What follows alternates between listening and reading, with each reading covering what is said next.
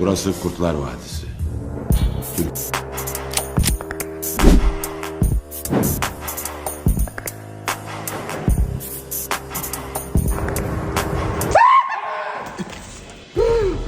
Ne istəsin? Yığ bütün maşınları söyle. Oğurluqdur.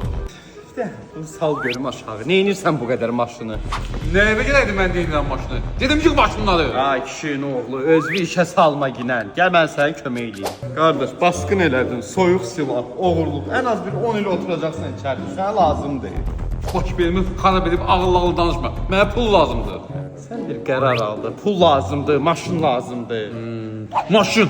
Ay sağ ol. Bunu götür, ayda 575 manat ödə. Ne yaxşı ki mən səninlə rastlaşdım qardaş.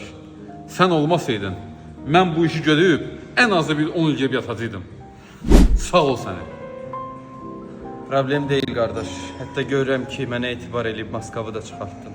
Sənə kimi oğullar inansan təklik olur. Hoş sağ ol.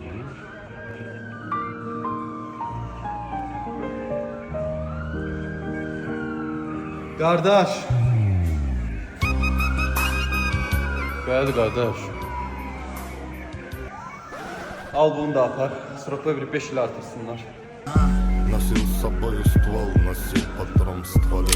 Через окно 10 ildə belə üstünə gəlsinlər. был приговор, были сплетни на стеле. 7 дней в неделю. Oyuncağı dik o kül başına.